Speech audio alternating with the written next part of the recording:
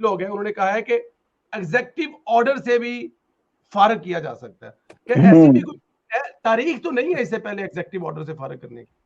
Sir ये मुमकिनात हैं, जैसे मैंने अर्ज किया ना कि इनको प्रेशर करने के लिए, बाजू मरोड़ने के लिए मुकदमे खोल दिए जाएं। एक्सट्रीम ऑप्शन, हाँ खान साहब एक्सट्रीम ऑप्शन कह सकते हैं जी, और उनके ऊपर अगर लेकिन इसका कोई प्रिंसिपल मौजूद नहीं है पहले सर इसके बहुत सारी इनकी जो हरकतें हैं उनके पहले प्रेसिडेंट बिल्कुल मौजूद नहीं थे, इन्होंने क्रिएट किए हैं।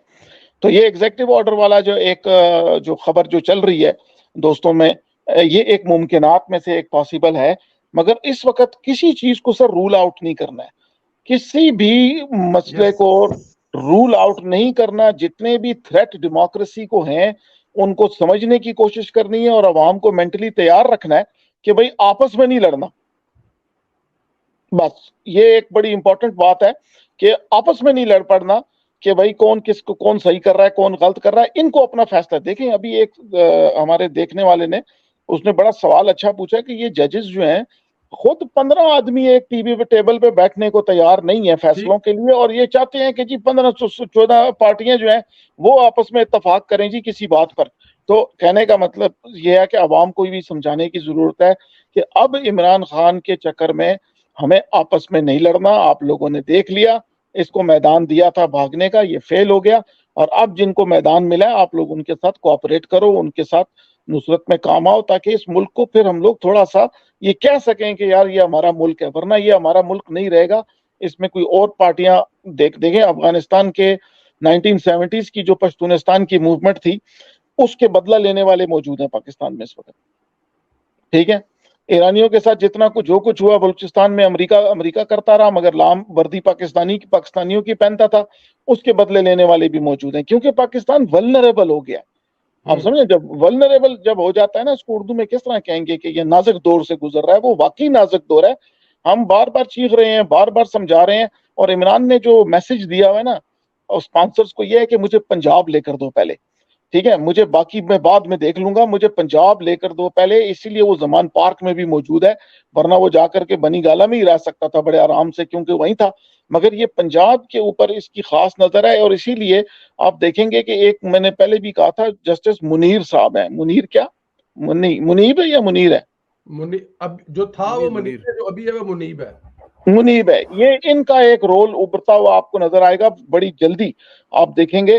तो इस मैं आखिर में बस फिर ये बात करता हूँ कि किसी चीज को रूल आउट नहीं करना, कुछ भी हो सकता है, कुछ भी हो सकता है। और पता है ये बहुत खतरनाक किस्म की लड़ाई है सर। ऐसी लड़ाई कभी देखी है आपने पहले? नहीं देखी, बिल्कुल नहीं देखी। तो फिर हम सोच भी नहीं सकते कि इस किस्म का स्ट्रीट यानी सड़क पे आकर के वो खेलना शुरू हो गए हैं। वो तो क्या कहते हैं, बैटिंग क्रीज से बाहर निकल के बैटिंग कर रहे हैं। Thank you. ट्रू, बिल्कुल ठीक है। सिराजुल हक ने अहमी बात की कि अभी फसल की कटाई हो रही है पंजाब में, और वो अभी हज आने वाले हैं, तो हज की बात कर लें, तो उसमें भी राजी हो गए। वो कहते हैं चलें ठीक है, जून की बात कर लेते हैं। शायद वो किसी को खुद बेवकूफ बन रहे हैं या दूसरों को बेवकूफ बनाने की कोशिश कर रहे हैं।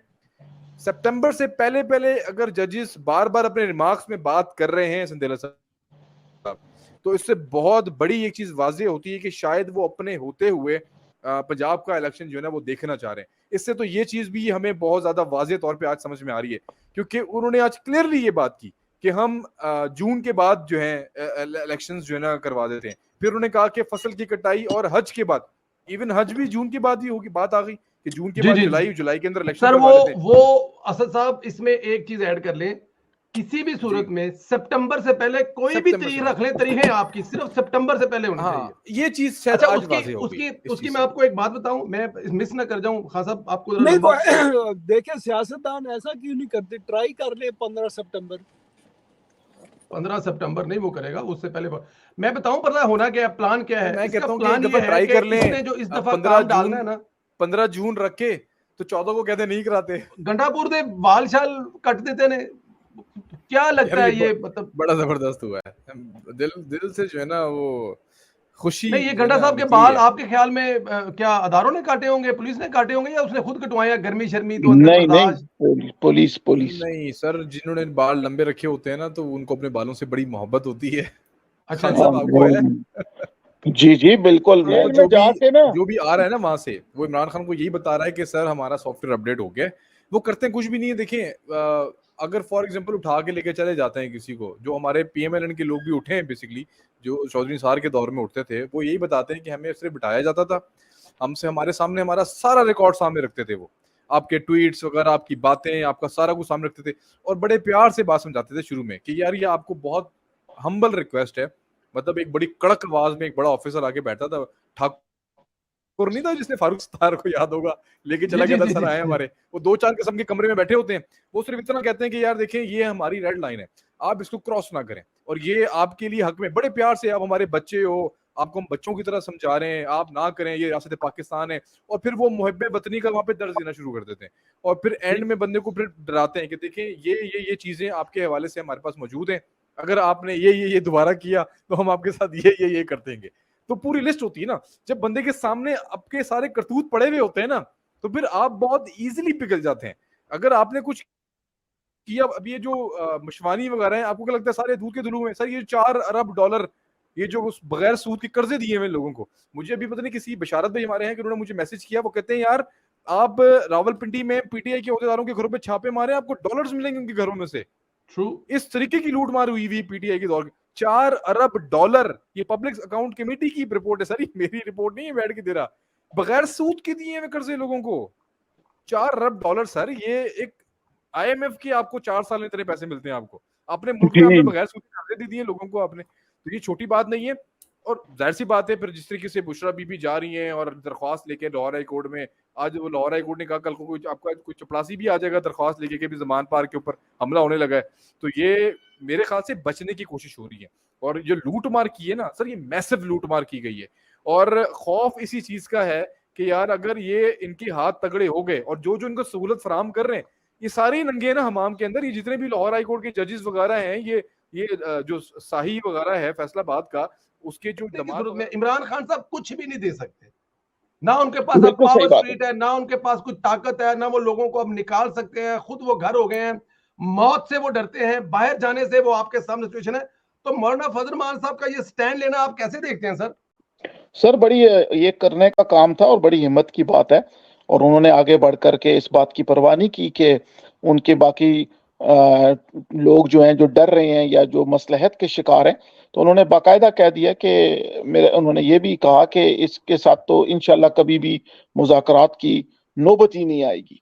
अलबत्ता ये जो अदलिया का जो जो ग्रुप है, इससे एक खतरा मेरे जहन में आता है ऐसा कि ये, क्योंकि ये बाजू मरोड़ कर आपको मजबूर कर रहे हैं कि उस तरह के काम करें कि जिसके बज़ाहिर फायदे सारे इमरान खान और उसके स्पॉन्सर्स को जाएं।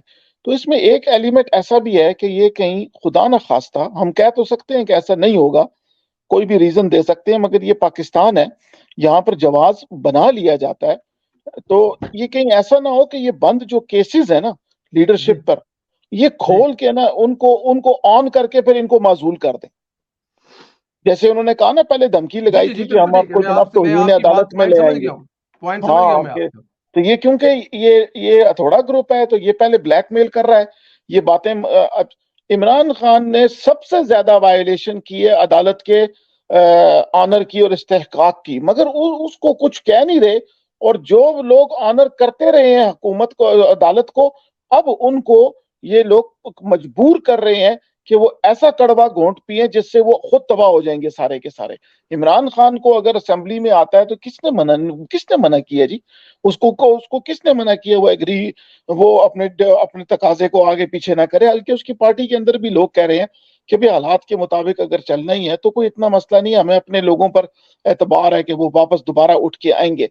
कहीं कुछ और चक्कर तो नहीं है सर इसके पीछे? कहीं ऐसी कोई बात तो नहीं है कि जो सिक्योरिटी के इदारे भी और ये सारे मिलकर अवाम को नहीं बता रहे, मगर ये है कि ये कुछ और चक्कर चलना पड़े पीछे? लगता है कोई इंडिया के साथ जंग शंग का चक्कर आ जाए, कुछ भी हो सकता है, क्योंकि पाकिस्तान बहुत वल्नरेबल स्टेट में है इस वक्त। बिल्कुल ठीक है, मैं इंडिया वाली बात करेंगे। बिलावल भुट्टो जरदारी साहब जो है वो इंडिया जा रहे हैं, ये 4-5 साल के बाद ये बर्फ जो है वो पिघली है, और कोई पुलवामा वाले केस के बाद कुछ थोड़े से मामला बेहतरी की तरफ जा रहे हैं। हम लोग इस पे कह रहे थे कि चाइना इस खिते में काम कर रहा है, और मेरे ख्याल में उसी का एक हिस्सा, लेकिन खान साहब इससे तो हम जाहिर है आपसे राय जरूर लेंगे। लेकिन जरा मैं पहले जरा ये कर ले असद साहब, मौलाना फजल रहमान साहब के बाद मरियम नवाज ने भी मुज़ाकरात की मुखालफत कर दी है। अब मरियम नवाज ने मुखालफत कर दी है और पीएमएलएन जो है वो मतलब के करने जा रही है, बात करने जा रही है, मुज़ाकरात करने जा रही है। ये इसको कैसे देखते हैं कि मरियम नवाज मुखालफत कर रही है, जो पीएम साहब हैं या उनकी जो सरकारी टीम है वो मुज़ाकरात करने के लिए कोई जरदारी साहब के साथ बैठ के मुज़ाकरात करना चाहते हैं? जो पार्लियामेंट में बैठे हुए लोग हैं वो नरम रवैया रखे हुए हैं, और जो पार्लियामेंट से बाहर बैठे हुए लोग हैं उनका जरा सख्त रवैया नजर आ रहा है आपको। मुकम्मल तौर पर पंचायत बन गई है। क्या कहेंगे आज की समात पर? उन्होंने कहा है कि जनाब कुछ भी करें, कैसे भी करें, इलेक्शन जो है ना वो मतलब मेरे जाने से पहले पहले इलेक्शन करवा दें आप बस। जी बिल्कुल। देखें, ये मैं बार बार अर्ज करता हूं समझाने के लिए कि इमरान खान साहब के जो स्पॉन्सर्स हैं वो बेनकाब हो रहे हैं और वो कौम के सामने आ रहे हैं। इसी बेनकाबी से बचने के लिए एक इदारे ने तो अपने आप को न्यूट्रल के लेबल के अंदर छुपा लिया, ठीक है, मगर आपको पता है कि वो न्यूट्रल का लेबल है, सिर्फ उसके अंदर इतना आसान नहीं है, क्योंकि जितने भी रैंक्स हैं ना उन तमाम रैंक्स में इमरान खान के चाहने वाले मौजूद हैं।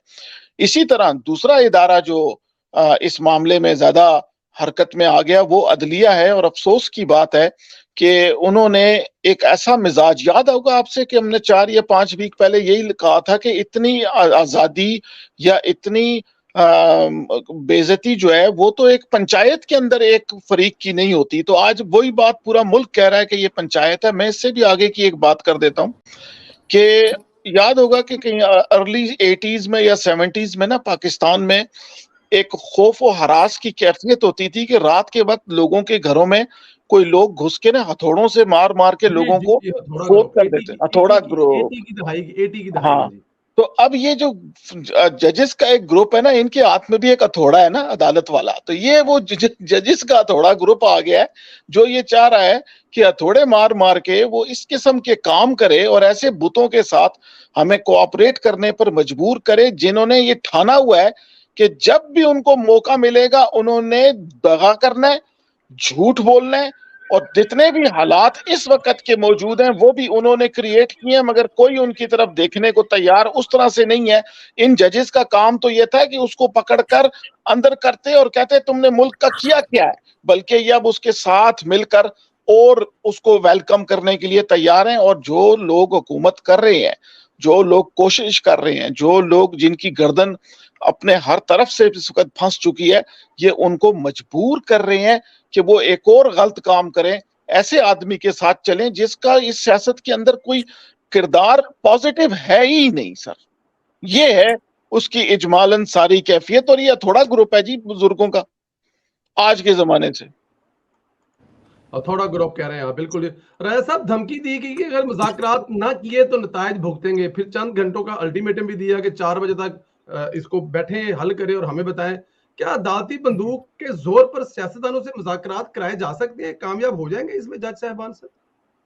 देखिए, मैं समझता हूँ कि आज भी सियासतदानों ने जो है ना वो बड़ी अपनी हिकमत अमली के तहत जो है ना इनको ट्रैप किया जजेस को, और उनको वो पहले भी एक्सपोज हो चुके थे, मगर जो थोड़ी सी कसर रह गई थी वो निकाल दिया। और उसका खास एक जो चीज नोट करने वाली है ना, तो मौलाना साहब ने कहा कि अगर वो कहे कि 14 मई को इलेक्शन हो सकते हैं या डेट चेंज कर सकते हैं, तो उसकी तो बात मान लें और वहां पे 90 डेज का आइन नहीं अप्लाई होता। मगर हम अगर को डेट दें तो उस पे कानून जो है ना वो पाकिस्तान का आइन अप्लाई होता है। तो मैं समझता हूँ कि जितनी छतरौल आज मौलाना साहब ने लॉजिक के साथ की है वो अपनी मिसाल आप है, और उन्होंने जजेस को भागने पे मजबूर कर दिया। इसी वजह से आज वो फिर वापस नहीं आए। टाइम उन्होंने दिया था मगर उनकी हिम्मत और बिल्कुल हौसला नहीं हुआ। और आपको याद होगा कि मैं बार बार एक चीज पे जोर देता हूँ इसी प्रोग्राम पे कि इन सारी बदमाशियों का हल सिर्फ मौलाना साहब के पास है। ये बात इत्तेफाक करते हैं और लोगों में हम आपकी बात की तईद करते हैं कि ये आप कहते हैं कि पीछे हट दो, मौलाना साहब नौके कर दो। अब एस्टेब्लिशमेंट को भी अगर लगाम देनी है तो मौलाना साहब, जजेस तो जो है ना वो ऐसे भागते हैं ना, वो जैसे कहते हैं ना कां जो है वो गुलेल से भागता है, कवा जो है, तो ये जजेस का भी यही बच्चे आखिरी हद तक चले गए हैं, और यही बात हमने इसी प्रोग्राम में कही भी थी कि वो आखिरी हद तक जाएंगे, मगर ऐसे लोगों को तो पकड़ के बांग्लादेश में जिस तरीका से एक औरत हसीना वाजिद जजेस को लगाम डाली थी, जब तक आप वो बांग्लादेश वाला जो है ना वो तरीका नहीं अडॉप्ट करते, आप इसी तरीके से जो है ना ये जलील होते रहेंगे। तो एक दफा हिम्मत करके जजेस को तो कोई हाथ डाले ना, और अगर मौलाना साहब आपके साथ है तो आपको डरने की क्या जरूरत है। बात तो ठीक करे राय साहब, लेकिन यहाँ पे वो हिम्मत करे कौन? प्रॉब्लम ये है कि मुझे लगता ये है कि हिम्मत करने वाले हैं, हिम्मत कर रहे हैं, लेकिन सियासतदान बहुत समझदारी से चल रहे हैं। मेरा मानना ये है, मैं गलत भी हो सकता हूँ, हमारे अगर अरशद परवेज साहब होते तो वो यहाँ पे हमें निकाल के बताते कि शहबाज साहब ने कहाँ कहाँ पर क्या किया, लेकिन मेरे ख्याल में ये मेरा मानना ये है कि सियासतदान बहुत समझदारी से चल रहे हैं। उस कुछ जजों को ऐसा मौका नहीं दे रहे कि तारीख में कोई ऐसा कहे जी देखें जी एक दफा फिर शहबाज शरीफ ने, या जैसे नवाज शरीफ का नाम लिया जाता है कि एक दफा फिर ऐसे नहीं। 90 दिन की बेस पे सारा खेल खड़ा है कि 90 दिन आइन तबाह हो गया, आर्टिकल 6 लगा दो। सर भाड़ में गया 90 दिन, सुप्रीम कोर्ट का ये कहना था। आज कोई 90 दिन नहीं है, हमारा 90 दिन, हमारा आर्टिकल 1973 का आइन, हमारा ईमान, हमारा काबा, सब कुछ एक ही शख्स है जो बनीगाला में बैठा हुआ है। आज साफ साफ उन्होंने ये बात कह दी है सुप्रीम कोर्ट में बैठे हुए लोगों ने। उन्होंने कहा हमारे लिए कुछ भी नहीं है, सुप्रीम कोर्ट भी कुछ नहीं है, हमारी पार्लियामेंट भी वही है, हमारी सुप्रीम कोर्ट भी वही है, हमारी सेनेट भी वही है, हमारी लाहौर हाई कोर्ट भी वही है, हमारी इस्लामाबाद हाई कोर्ट भी वही है, जो शख्स इस वक्त इस्लामाबाद जो जमान पार्क के अंदर बैठा हुआ है। तो ये क्लियरली पठाने खान आपको याद आ जाएगा ना, मेरा मेरा रब भी तू, मेरा प्यार भी तू, मेरी जान भी तू, मेरा दिल भी तू, मेरा करार भी तू, मेरा सुकून भी तू। तो ये सीधी सी बात। और आप आज से जब बात हो रही थी तो आपको मैंने ये बात कह रहा था कि ये चीजें जो है इमरान खान को सिस्टम में लाने की कोशिश की जा रही है, और इमरान खान बजाहिर क्योंकि उससे कोई बात करने के लिए तैयार नहीं है। मेन चीज है कि एस्टैब्लिशमेंट इस वक्त इमरान खान को मुंह नहीं लगा रही है। तो इमरान खान को इस वक्त अशद जरूरत है सिस्टम में आने के लिए, और सिस्टम में आने के लिए उसका जो रास्ता हमवार कर रही है वो यही, इसके बैठे हुए जो सूरतकार हैं ये कोशिश कर रहे हैं इस वक्त किसी तरीके से उसको सिस्टम में लेकर आया जाए। मेरे ख्याल से अगर 90 दिन की बात होती, आईन और कानून की बात होती, तो फिर मुज़ाकरात की बात जाती ही नहीं। और बंदियाल साहब कहते हैं कि ठा ठा दो हथौड़े मारते, कहते हैं 14 मई की बात होगी तो बात खत्म हो गई। इमरान खान को मनाए, इमरान खान को लेकर आए, इमरान खान से मुज़ाकरात करें, उसको असेंबली में लेकर आए, बिल पास कराते हुए उसको पोजीशन लीडर बनाए। ये सारी चीजें एक्सपोज हो चुकी हैं और बहुत बेहतरीन खेला है। जो लोग शक कर रहे थे कि पीडीएम कमजोर है, सर देखिए हर चीज का एक टाइम होता है, और मेरे ख्याल से नजर आने वाली चीज कुछ और होती है, बैक एंड पे कोई और चीज होती है। 2 कदम जब पीछे हटा जाता है तो वो 3 कदम आगे जाने के लिए, हमला करने के लिए होता है ना। तो अगर किसी जगह पे अगर अभी भी आपको लगेगा कि यार पीडीएम पीछे हट गई है, इट डजंट मीन कि जरदारी, शहबाज शरीफ, नवाज शरीफ मिलकर फेल हो गए या इनको समझ कुछ नहीं आ रही है। एस्टैब्लिशमेंट भी हमारी जो है वो कुछ फंस गई है बेचारी। डेफिनेटली गेम बनाया जा रहा है, और एक बात बिल्कुल दुरुस्त है कि एक नैरेटिव बिल्ड करने के लिए या एक सिस्टम में जगह बनाने के लिए या एक बहुत बड़े एम्पायर को गिराने के लिए उसके लिए बड़ा वक्त लगता है, और मेरे ख्याल से उसको ब्रिक्स बाय ब्रिक्स जो है ना उन चीजों को सॉल्व किया जाता है। मैं नहीं समझता कि हम सुबह उठेंगे और रात को हम एक अमेरिकन लॉबी में थे, सुबह उठेंगे तो एकदम हम चाइनीज लॉबी में बैठे होंगे, हम इंडिया से मुज़ाकरात भी कर रहे होंगे, सब कुछ रातों रात तो नहीं होगा। मेरे ख्याल से निजाम बन रहा है, मेरे ख्याल से पूरा सिस्टमैटिकली तौर पे चीजें हो रही है। असल बिल्कुल ठीक कह रहे हैं आप। असल में प्रॉब्लम यहाँ पे पता है कि हमें ये बात समझनी पड़ेगी कि इमरान खान के पास और उसका जो बचा खुचा सिस्टम है ना, उन लोगों के पास ये आखिरी मौका है कि इमरान खान को दोबारा किसी तरह से इन कर दे। अगर बंदियाल साहब चले गए और उसके बाद सदर पाकिस्तान जो है इस वक्त बैठे हुए हैं, इमरान खान के यूथी हैं बहुत बड़े, वो दोनों ओहदे अगर चले गए तो फिर जो सिस्टम के अंदर थोड़े बहुत उनके कुछ बाकियात हैं वो कुछ नहीं कर सकेंगे। उसकी रीजन ये है कि जो सबसे बड़ा सहारा, सबसे बड़ी लाइफ लाइन थी ना जनरल फैज, वो कल आपको हसन अयूब हमारे प्रोग्राम में बता चुके हैं कि वो विड्रॉ कर गए हैं। उन्होंने कहा कि यार उन्होंने अपने आप को जीएचक्यू के मौजूदा जो स्टैब्लिशमेंट के उसके रहमो करम पर छोड़ दिया है कि खुदा के लिए मेरे पे हाथ रखें और मुझ पे हाथ हला रखें, मेरा इमरान खान से कुछ लेना देना नहीं है। तो जनाब ऐसे हालात में ऐसे जी बिल्कुल, ये कल उन्होंने हमारे प्रोग्राम में बताया, उन्होंने कहा जी कि मेरा कुछ इमरान खान से लेना देना नहीं है, मुझे कोई इमरान खान से मोहब्बत और प्यार नहीं है, मैं अपने आप को इमरान खान से बिल्कुल बैकडोर पे लेके जाता हूं, मुझे अपने ज़ेरे साए रखें और मेरी जान छोड़ें, मेरे पे जो आने वाले दिन सख्त है उससे मेरी जान छुड़ाएं। अच्छा, अगर जनरल फैज साहब साइड पे हो गए और उसके अलावा जनरल बाजवा साहब जो वो बहुत पहले रह गए, अब पीछे रह कौन गया है? पीछे रह गया है एक तो वो सारे के सारे चले हुए कारतूस वो बाबे हैं जो फौज से रिटायर हुए हैं, वो किसी काम के नहीं है, उनकी कोई हैसियत नहीं है, वो टके की उनकी वो वुकत नहीं है।